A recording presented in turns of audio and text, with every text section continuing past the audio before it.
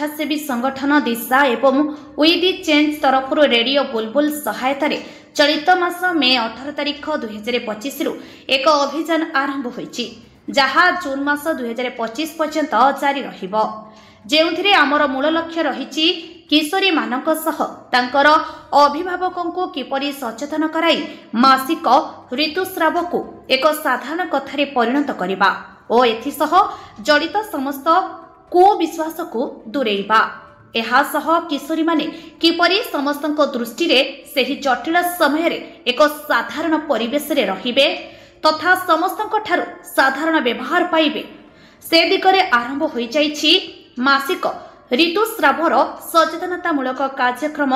Radio बुलबुल प्रत्यक्ष तत्वावधान एही अभियान रे गतता 18/5/25 तारिखरु 22/5/25 पर्यंत स्थानीय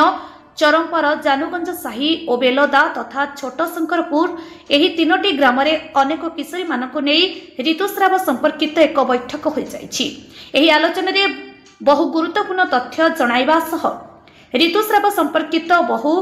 प्रभावित वीडियो देखा जाइथिला जहा द्वारा सेठरे उपस्थित प्रत्येक झियो निज निज भितरे थिबा कुविश्वास संकोच और अज्ञान को दूरे किपरि पीरियड को एक साधारण कथारे परिणत करिवे बोली शपथ पाठ करथिले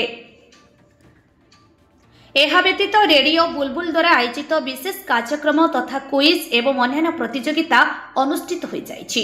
केवल सेतिकी नुहे अधिक प्रभावशाली फोटो एवं वीडियो मध्य रेडियो बुलबुल प्रस्तुत करथिले जहा द्वारा एहा प्रत्येक युव समाज उपरे प्रभाव पकाइबा बोली दृढ़ विश्वास रहिछि मन श्रेय संतोष महला मुझे चेंज दिशारू कहवा चाहूँगी कि आम केमी पीरियड्स को आम निज को हाइजीन मेंटेन करवा आउ क्लाइमेट को एणे तेणे पीरियड्स पैड को एणे तेणे न पकाई क्लाइमेट को भी रक्षा करवा आउ पीरियड्स टाइम रे आम जो पेन क्लियर खाती से खाइबा अनुचित हम तो मुझे सजेस्ट करी कि कई पेन क्लियर खाई न खाइबा को आउ आम पीरियड्स पैड को खास करी लैट्रिन बाथरूम रे हॉल्स करवा नहीं। विस्मरण मल्लिकଙ୍କ रिपोर्ट डीएस चैनल।